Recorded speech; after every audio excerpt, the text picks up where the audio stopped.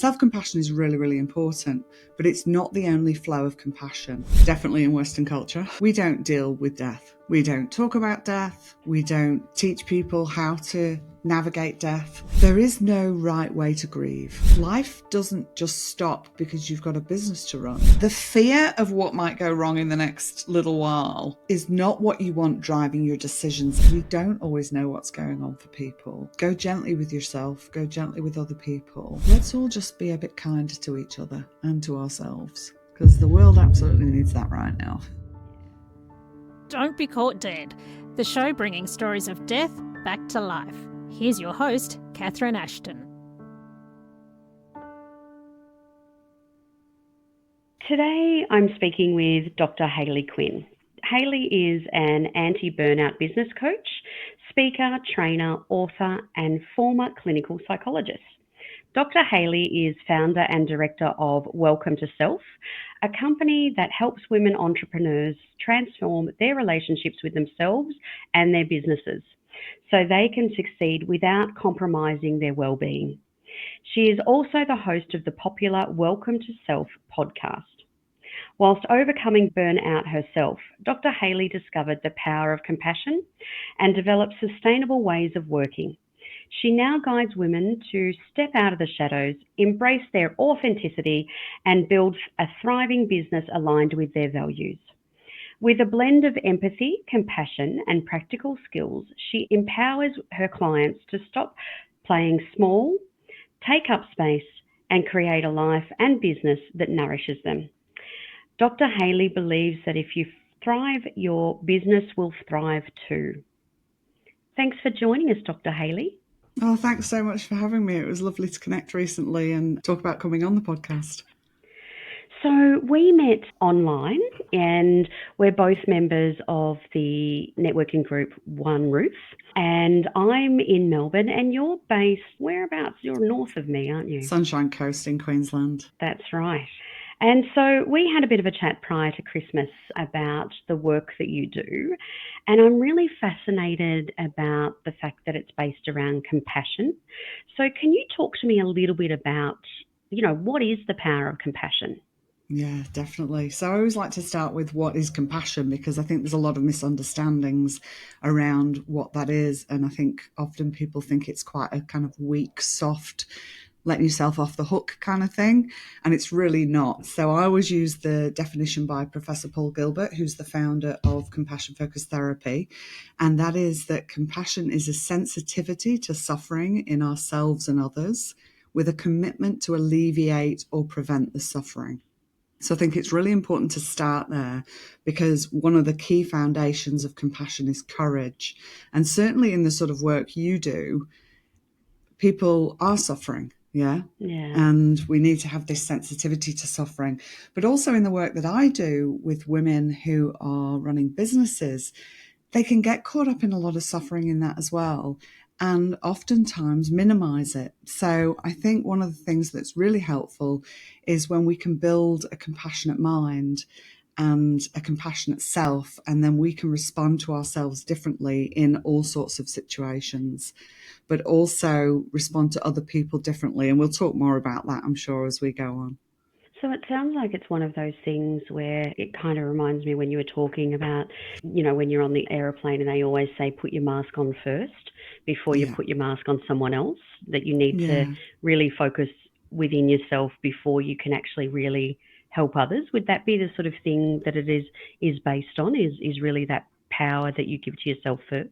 Yeah, well, I think, really when we think about it, we need to take care of ourselves. We need to take care of others. We need to take care of community. We need to take care of Mother Earth.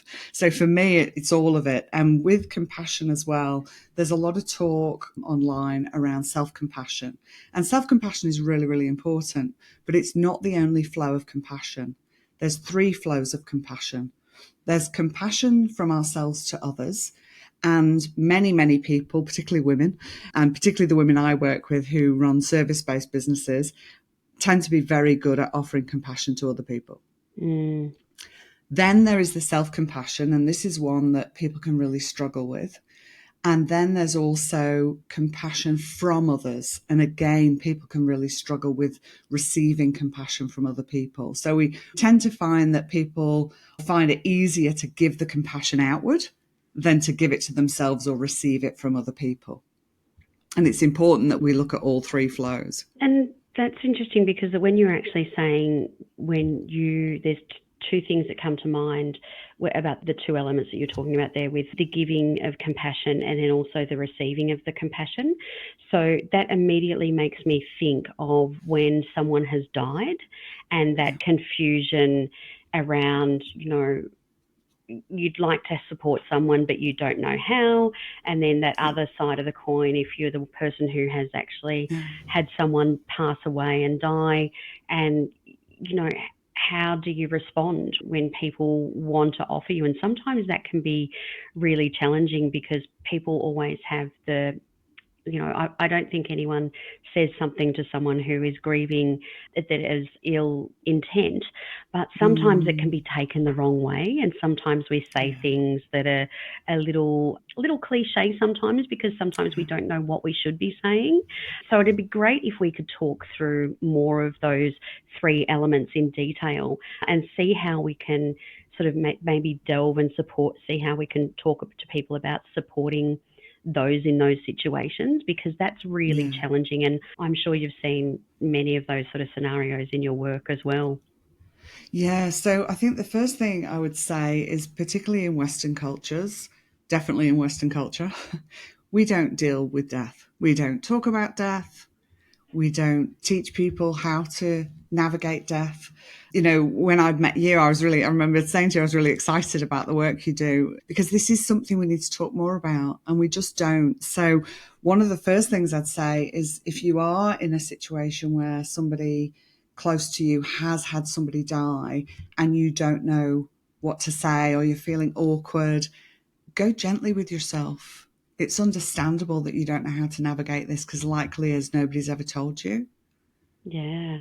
And this can be one of the first things. It's like, come back to that. Does this make sense that I'm feeling this way? And when it comes to grief, I think for many of us, it would be, yes, of course it makes sense, because this is not a topic that we discuss, we're taught about. People tend to want to avoid it. I think I said to you in my family, I like talking about death. Sounds a bit weird, but I like having these conversations because I think they're important.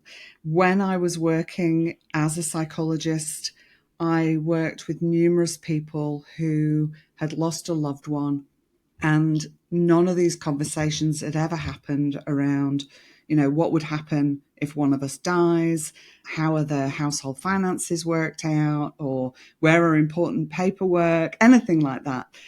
And the additional suffering on top of the grief of the loss was heartbreaking. So for me, being able to have these conversations within families as professionals, what are you going to do with your business? If you die, what happens with the things in your business? Because one of your loved ones or one of your colleagues is going to have to deal with that. If none of these conversations are happening, these are going to be additional layers of suffering as well. That's exactly the situation that we found ourselves in. And it really is challenging, because you go straight into action mode. I don't know whether that's based on the whole fight or flight, when you because we were in shock because of our friend Roland. It was a heart attack and it was a totally unexpected. So you just go into action mode. And so you are constantly thinking about the logistics, and before you realize it, you're already in the thick of it, and you really haven't sort of processed. And what we found is, we didn't even know where his keys were, and we just hoped that his car was in the car park downstairs. But like, these are just the silly things that you find yourself like having to deal with. And so I totally agree with you with what I've found in our situation is, had we known some of that information, and just little things like, the children didn't even know whether Roland wanted a cremation or whether he wanted to be buried. So they had to make those decisions, and they're really challenging decisions to make in the thick of grief. Of course. And, you mentioned you go into action mode, and I think part of that is part of the normal process, because when somebody dies, certain things have to happen. But it's that additional layer of, if we didn't have to deal with all that, yes, we could do the practical things we have to do, and then we could move towards grief. The other thing I'd like to say is there is no right way to grieve. Grief is a very individual process, and there's no particular way that you should be or shouldn't be in that, whether you are directly impacted or indirectly impacted. And also, just as a side note as well, grief isn't just about the loss of a human being. People can have significant grief reactions to pets, to the loss of a home, to the change of a circumstance. So I think really we need to broaden our horizon of what grief actually means, and also remember for ourselves that there is not a correct way to do this. However you're feeling and whatever you're doing is the right way. Now, obviously, if you're causing harm to yourself, we want to make sure you're getting help. And if grief is becoming extremely prolonged to the point that you can't get on and function in your life, then obviously go and seek help from your GP or a psychologist, or speak to a trusted person in your life. In general, there is no right or wrong way to grieve, and I think that's really important for people to know. And I think also the other thing that I find is that grief can raise its ugly head, not just at the time of the incident. And like you said, like for me personally, I certainly grieved when after my car accident, and it was a whole change of lifestyle for me and a whole change of career. So there was a lot of grieving that I went through. But it can also be something that rears its ugly head years after as well. Absolutely. Yeah. And I think people have to be kind about that too, to themselves. Absolutely. And this is where that sort of compassion to self comes in, of actually how can you be with yourself, and how can you talk to yourself, and what kind of actions can you take that are going to be helpful, not harmful. And can you talk us through some of those actions that you suggest? Is that something that you could give us an indication of, Dr. Hayley? Look, I think a lot of that is going to be individual to what somebody needs for themselves. Obviously, speaking to yourself in a kind and friendly voice tone is more helpful than being self-critical. And again, depending on the relationship, if let's say we're talking about the relationship with a human being that's died, depending on your relationship with that person is really going to influence what shows up for you after death. There may be complexities to that. So it's not really a stock answer, but certainly being kind to yourself. Coming back to that, is what I'm doing helpful, not harmful? Having the odd glass of wine isn't going to do you any harm. But if you were drinking a bottle of wine every day for weeks on end after a loved one had died, then you're likely going to be causing yourself a problem, yeah? So I think for me, it's coming back to those things like, what is it that I need right now? Checking in with yourself. And that as well can be hard. Again, grief can be something that shows up lightly to something that is so profound. I think when we think about the flows of compassion, and you mentioned before, sometimes people can find it hard to receive compassion or receive help from people when they've had a loss. And some of that may be because of the kind of cliched things that end up not being very helpful. Some of it can be because they've had a lifetime of finding it hard to receive help from people. Yeah. And this is why, for me, building this relationship, this compassionate relationship with yourself now is helpful for in the future when difficult things happen. Yeah. Trying to do this in the eye of the storm is obviously going to be more difficult than if it's something that you've practiced in your life before the things happen. But if we can, and the other thing people can often think is that by asking for help or being willing to accept help is a sign of weakness. And what I would say to that is it's actually a sign of great strength, particularly if it's something that you struggle with. Yeah, it's interesting. We had a situation recently where it was a family occasion and there was a series of speeches, and there was a friend of my son who gave a speech, and you could have heard a pin drop during his speech. And what it was is that we have seen him over years of, high school develop into the beautiful young man he's become.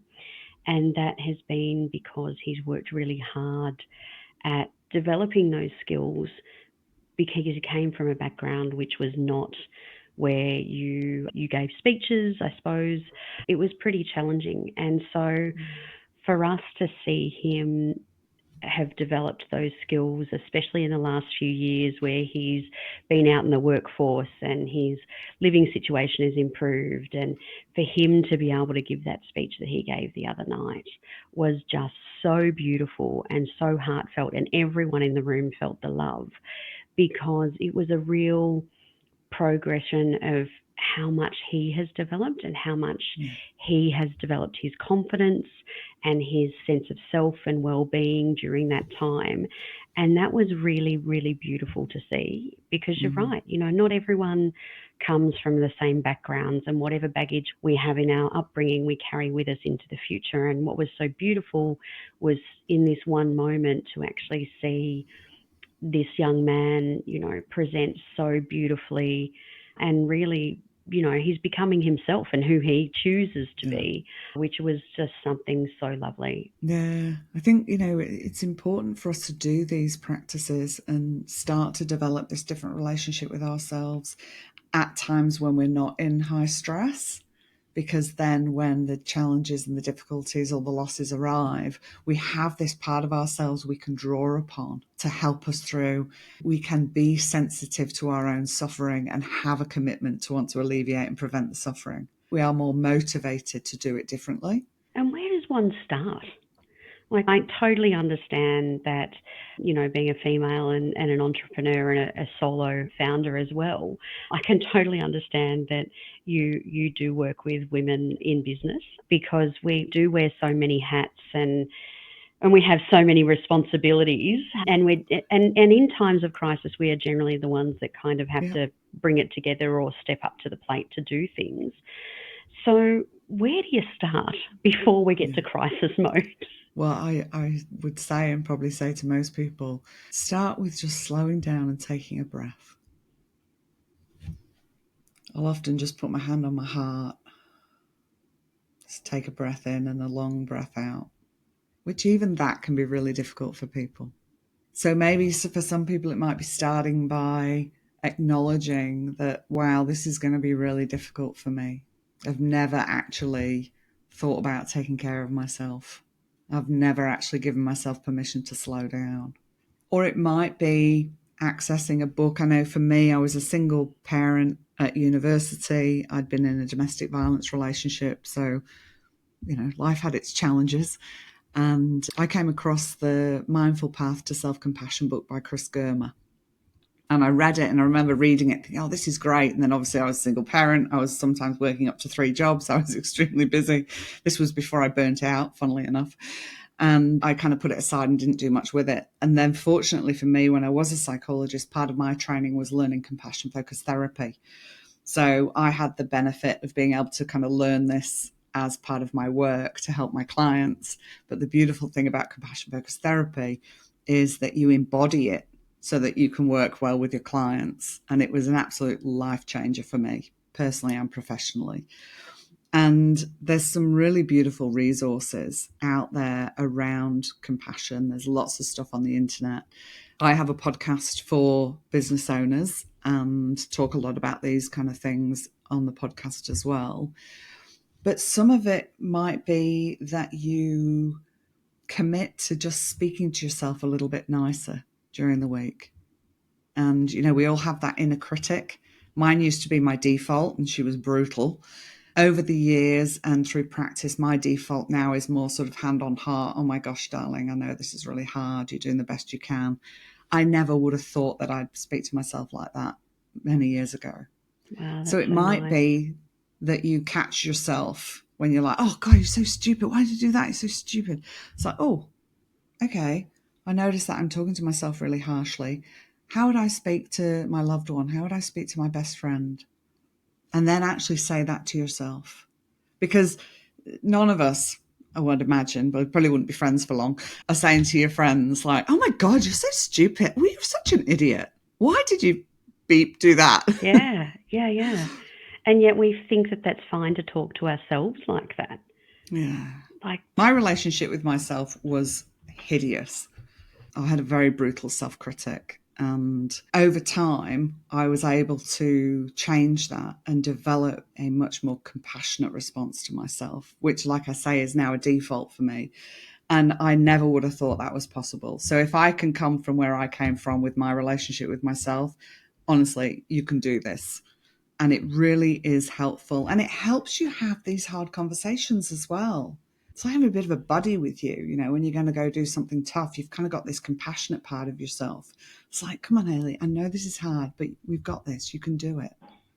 and it is really a different, I found when I went through the process also of just changing that inner voice, I think it made me a more tolerant, empathetic person, because the way in which I'd frame things, I'd be more mindful of how I framed them when I was talking to myself. So I found myself, I suppose, more mindful when I had those conversations with other people. And you're right, like that, one of the first things that I learned was finding that time for yourself.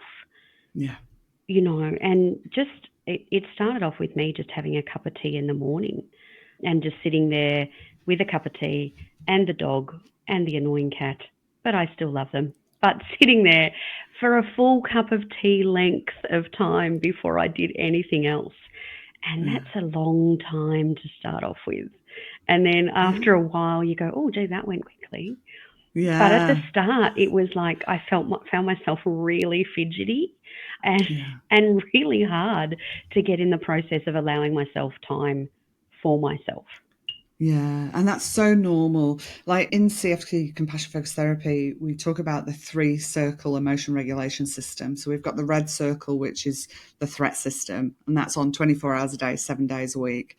And certainly when people are in grief, that's going to be a system that's highly activated, and at other times. Then we have the drive system, or the blue circle, and that's the part of the system that motivates us to pursue and achieve. And then we have the green circle, or the soothing system, which is our rest and digest, tend and befriend system. So this is when we're not under threat, we're not trying to pursue or achieve anything. We can relax more. We have that sense of safeness, contentment. It's a calmer space, and we feel more connected to ourselves and others. Now, what can happen, and you describe that so beautifully, is when people are trying to move towards that soothing system, it can activate the threat because we're not used to it. So you start to get agitated. So you're starting to move into that fight flight. Yeah. Your nervous system starts to kind of upregulate. And this is where some of the breathing practices can be really, really helpful, because they can help down-regulate that system. So as you're perhaps sitting, and I'll often say to people, can you just take a few minutes and perhaps sit and have a cup of tea? So that was a fantastic example you used there. Oh, good. I'm glad. Just lead into that well. Thank you very much. And as you do that, just notice your breath, because you may find you get agitated. So, I've got to do this. I've got to get the kids ready, or I've got to do that thing, or that work thing, or, I should be doing something else. Yeah. This is lazy, all those kind of things that start to show up. So really noticing what's happening with your breath, and then slowing down your breath. And when we're doing that, we want to make sure that our out breath is equal to or longer than our in breath. When we think about when we breathe in, that activates our sympathetic nervous system, which is a bit like the accelerator on the car. And when we breathe out, we activate the parasympathetic nervous system, which is like putting the brakes on. So if we're doing, like at school, it's like, take a big deep breath. Yeah, yep. What we need to be saying is take a long breath out. Yeah, that's interesting. Because if we just take big breaths in and we've only got little out breaths, we're actually activating ourselves too much. See, something explained like that simply in the way in which you've explained it, that it's because when I find myself in these situations, I always do focus on the breathing in and raising the chest and making sure I expand my diaphragm as much as possible. But really, my focus should always be on the breath out. Is that what you're saying? Absolutely. And also when you're breathing in, And this can be tricky for people. And a lot of women, when I worked with clients as a psychologist, I obviously do a lot of these breathing exercises with clients. And particularly with women, when I'd say, okay, I want you to focus on breathing into the belly. Yeah. And people don't want to do that. Yeah. Why is that? Well, I mean, as women, we grow up in this society that says, you should be stick thin and not have a stomach. So we don't want to breathe out and make our stomach bigger. But, we actually want to breathe deep into our belly. So if you had your hand on your chest and on your belly, it's your hand on your belly that wants to be doing the moving when you're breathing in. Yeah, okay. And there's simple things that you can do anywhere because, it's a simple practice of just putting your hand on your belly and your chest and seeing which moves. So breathing into your belly and then a nice equal or longer out breath. That's fantastic. Thank you very much for sharing that one, Hayley. That's much appreciated. No, it's an absolute pleasure. So I think doing the breathing techniques, speaking to yourself kindly, and a regular practice I have is just checking in with myself. It's like, hey, how am I going? How you going, Hayley? What do I need right now? And it might be I need some water. It might be I need to eat. It might be I need to go and sit down. It might be I need to go move my body. I sit at my computer quite a bit. It might be that you need to reach out for some help with something, particularly if you're in that grieving process. It might be that you need to go and get under your doona and just have a good cry. Yeah. Whatever it might be, but getting into this habit of regularly checking in with yourself. Now, you mentioned before, you and I are both business owners. I certainly work with women business owners. And if you're running a business and you're a solo business owner, life doesn't just stop because you've got a business to run, right? No, it certainly doesn't, does it? And these things happen, and we have grief and loss. I can't remember if it was just before I met you or just after I met you that we had a loss of a close friend. And for me, that meant really letting go of a lot of the things that I didn't need to get done. Yeah. I still had some clients I wanted to see. I felt able to see them. But a lot of the other stuff, I looked around and asked myself, what is it that I don't need to be doing? Because I think one of the things we can underestimate is the cognitive or thinking impact it can have. The emotional impact tends to be more obvious with grief, but also the fatigue and how tired we can become because our body is doing so much more. And that's often underestimated. And we need to take these things into account. I'll often hear people say, oh, yeah, but my clients need me, or, yeah, but I've got to get that thing done, or, what if my business stops completely if I don't tend to it? So there can be a lot of fear, again, that then adds to the suffering. It's interesting that you say that because around about the same time, and you had just actually lost that close friend before we spoke, and I think it was around about the same time that Rosie Batty was speaking at the Frankston Library here just before Christmas. And I went along and I spoke to her because I'd just finished her book, Hope, which is her second book that she released. And that covers that period from when she became Australian of the Year and those years after. And it talks about her struggles in relation to being so busy, still trying to grieve for Luke, but being really, really busy, and the amount of engagements and appointments she felt compelled to attend because she was given this platform which she would not normally have had, and the toll that it took on her. And so when I met her just before Christmas, I thanked her for her honesty and how she really explained that period, and she was very vulnerable in what she divulged. And I said, thank you for sharing that, because I've just actually booked out my entire calendar for all of January, really, to make sure I get a good month break and I'm not focusing on work, and everything can wait, because it really brought home to me that, whatever I do is for the long haul, and it needs to be. And, I should know better, because obviously I have to manage my chronic pain and have to be very mindful of my physicality with the issues that I have with the neuropathic pain. But it was something that just brought it home, going, you know what?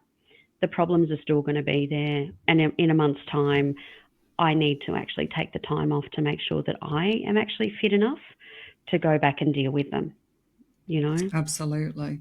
Having experienced a significant burnout, like I didn't know at the time, like I've chosen to no longer be a registered psychologist. I love my business coaching and other work I'm doing.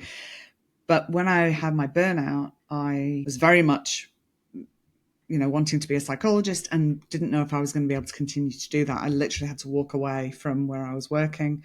I ended up starting up for myself in a home-based business and just really taking it easy and starting that up small. But I didn't know whether I was going to be able to do that. And I had so many lessons, whilst that was not a great time in my life. And there was a lot of grief and loss around identity and what having chronic illness meant, because that's what had developed for me through a burnout. Whilst it was a really difficult time, it was also a time that gave me so many lessons that I'm so, so grateful for.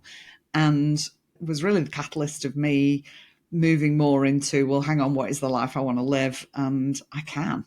And I can do that just because I want to. I can make choices about what I want just because that's what I want. So it was a complex time, but I'm very grateful for the lessons I learned from it. And now my mind's just gone, what on earth are you talking about, Hayley? Oh, dear. But no, that's so reassuring, because everyone will be going, she just is a normal woman after all. Like we have moments where we're all together and then all of a sudden we're not. Yeah, it's like, hang on, I'm sure I had a brain about a minute ago, but that part of me just left the room. Oh, no, I love it. I love it. Dear. I think I've come back to it. Yep.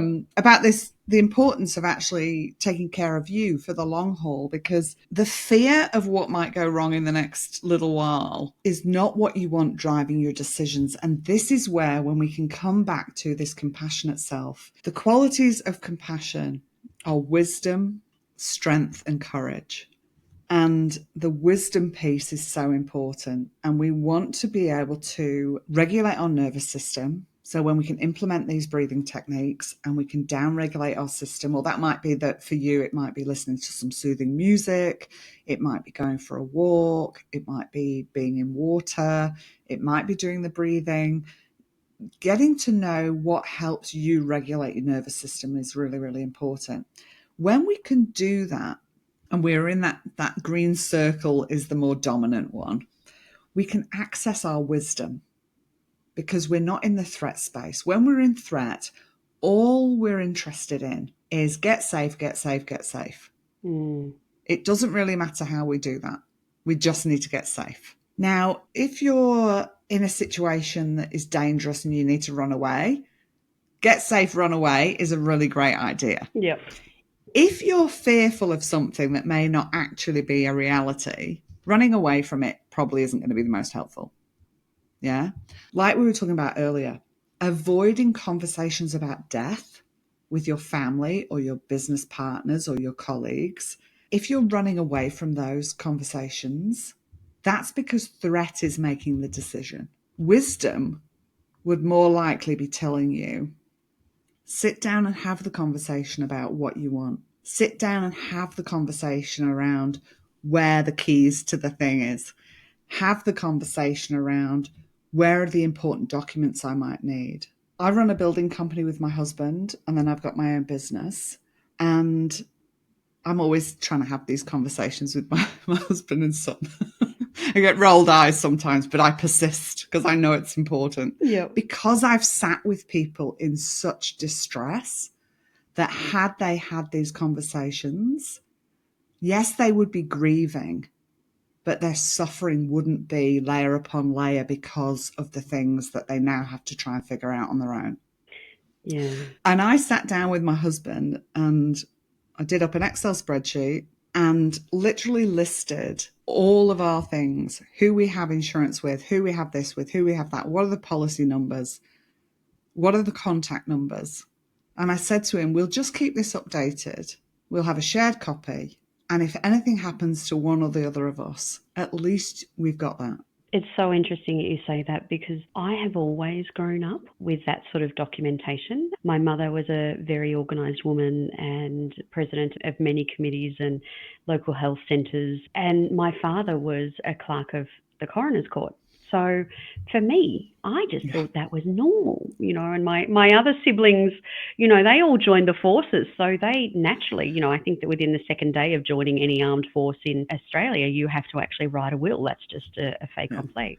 But, it wasn't until, and my husband, I have to, apologise in advance again.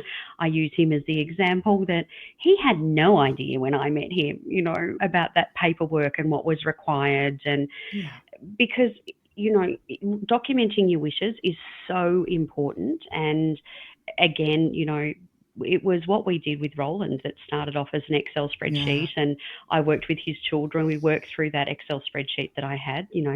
It's, what can I say? I was a producer of events, so, the Excel spreadsheet's my love. And then that has been, turned into that critical info platform. So there is some way in which we can guide people about what sort of documents they need, what sort of things they need to consider. Like even such things as you were mentioning pets before, pets are part of our family. So absolutely. A lot of people forget that we have to also consider what their care plans are. And it's not just preparing for when we die, because, the perception, what I find sometimes is that when we talk about end of life planning and advanced care planning, people only think, oh, that's something that you do when you get old. But, I was hit from behind on my way to work, and that changed my life, and I had to go to hospital. So at any point in time, we could come across situations where we have an illness or we find ourselves in hospital, or even overseas. We made sure that our son, before he went overseas, he actually completed all of this information. So if we needed to assist him with anything while he was overseas, we could do that.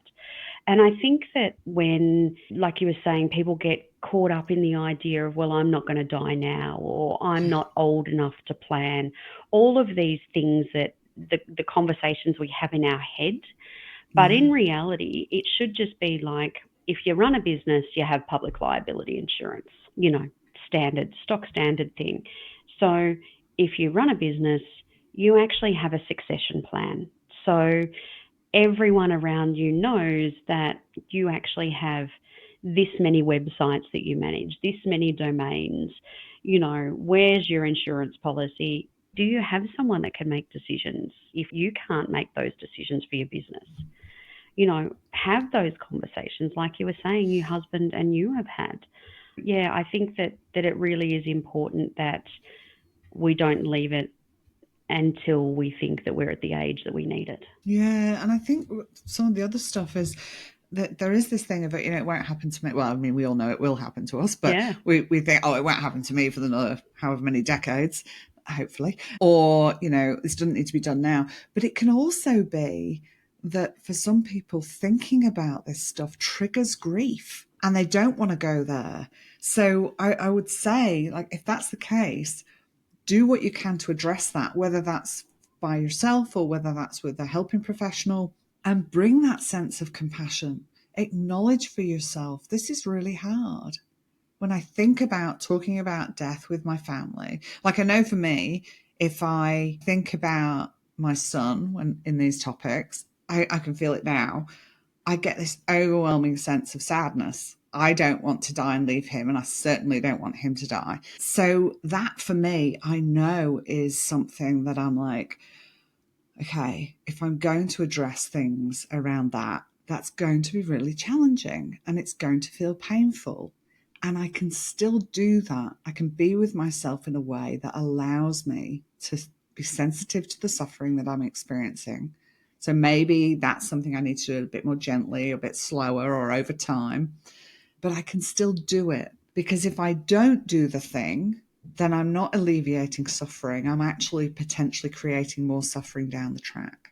I think this is for me where compassion is just so powerful. And in your business, if you don't want to think about, or if thinking about, well, if I step away, like you said, I blocked out your calendar for a month. Some people, that might just be paralyzing. It's like, well, I can't do that. And it's like, okay, that's a month. Think about what that's going to mean in a year.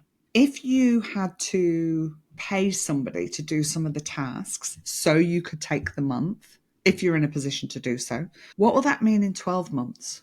Because if you push through that month when you really needed to take that time for yourself, then in 12 months, maybe you don't have a business. Or maybe you have a business, but you're hanging on by the skin of your teeth because you're just feeling completely burnt out. So we have to think past the right now. It's kind of both. It's like, what needs to happen right now that's going to be helpful and prevent further suffering in the future?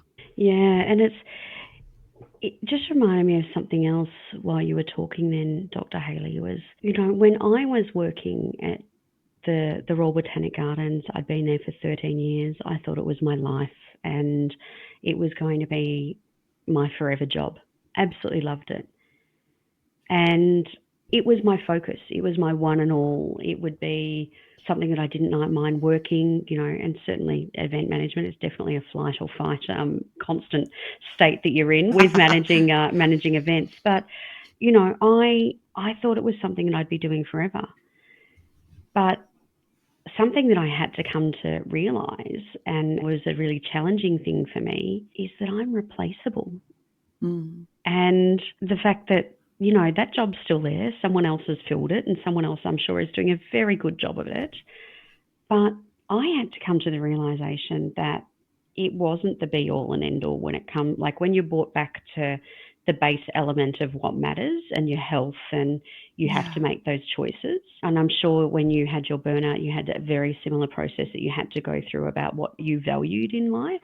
Oh, absolutely. And when you come back to that, I had to realise that and grieve for the fact that I was replaceable, and I did have to leave my job and what I thought defined me and made me who I was, because I thought that I was defined by that particular role. And I think I held on to that really closely because that was my first job that I had after I went back to work after I had had a child. So I think that also made that stronger for me, that defined me. And then when I hear numerous conversations that you hear within this industry, is that no one has ever said in the last few, months of their life that it was their job that they loved the most, or that they wanted their job around them when they were dying or they were given a life-limiting illness. It always comes down to family and friends. Absolutely. Nobody's like, I wish I'd spent another hour in the office. It's like, might say, I wish I'd spent another hour sitting on the beach watching the sunset, but correct. not I wish I'd spent another hour in the office. Absolutely. It's about the experiences and the relationships and the connections that we have in life. I think all the research points to that. But I think you raise a really interesting point around identity as well. Certainly for me with my burnout, that shook my identity when I had chronic illness. It's like, what does that mean? I was then later identified as neurodivergent autism and ADHD at 52. So that was another identity thing as well, which has been great. And then I did a lot of work around my identity as a psychologist or clinical psychologist, because I knew that I was starting to move away from that. And had I not done that work, I literally chose not to renew my registration in November of last year. Had I not already done that work around identity, I think the grief and loss around that would have been immense. Because I'd done the work, I was able to move forward. I've been running 2 businesses, and again, I don't ever want to be burnt out again. I was realizing that that's probably not the best way to do that. Yeah.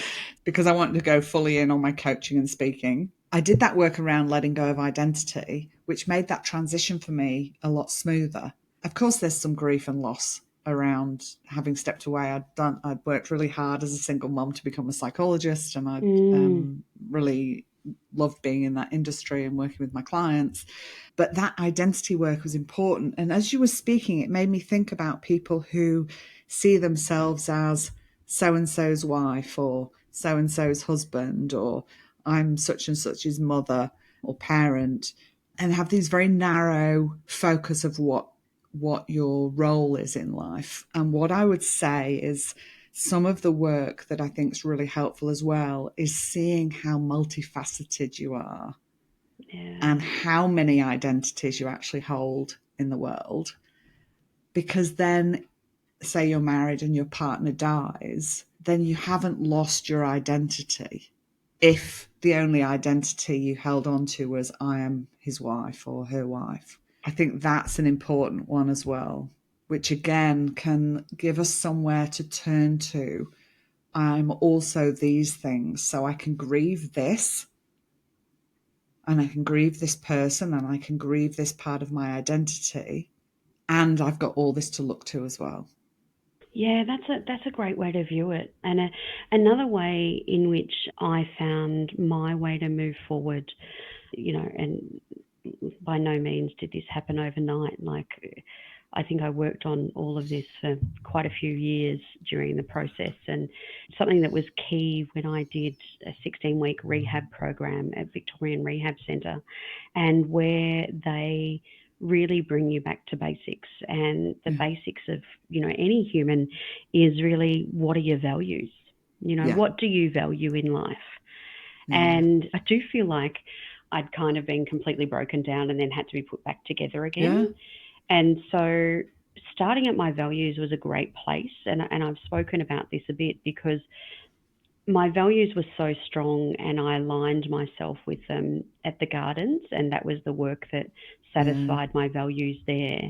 So I knew that whatever I had to do moving forward had to be complementary and accommodate and be flexible with my physical needs and managing my chronic pain, but it had to really tick my boxes on my values. Absolutely. And I found that work was unbelievable because you really do work out what matters. Absolutely. And they're your signposts for life, right? I did a lot of work around that in my work as a psychologist, and I've absolutely brought that into the work I do in coaching. I run a group coaching program for women business owners, and a part of that, we talk about one of the modules in that is all around values, because it really does bring you home to yourself and it gives you those signposts. So then when you're making decisions, you've got something to come back to, don't you? Of like, okay, what is important and meaningful to me? And how does this thing align with what is important and meaningful to me? And therefore, do I want to say yes or no to it? Yeah, it really does. Look, I think that there's just so many gold nuggets that you've been able to share today, Dr. Hayley. Is there anything else that you'd like to share about the work that you do and, just supporting people that might find themselves grieving, really in any form? I think the first thing I would say is let's all just be a bit kinder to each other and to ourselves, because the world absolutely needs that right now. Yeah. Whether you're grieving or not, we never know what people are going through. And people could be grieving, and in workplaces. And if you are a business owner and you have staff, I think, that flow of compassion to others is a really important one, because being sensitive to the suffering of the people that work for you or with you is really, really important. And, that could be a whole other episode, couldn't it? Talking about those sort of things. But Yeah. I think just being aware that we don't always know what's going on for people. Go gently with yourself, go gently with other people. And honestly, I can't speak highly enough about, I am so passionate about compassion, because I know the difference that it has made, not only in my life personally and professionally, but in the life of so many of my clients. Seeing the difference in somebody when they start to bring this into their life is fantastic. And seeing the difference, the way we can do things differently in our business when we have this lens, is really helpful as well. It's just been an absolute pleasure talking to you, and I think the work that you're doing is so valuable and so needed.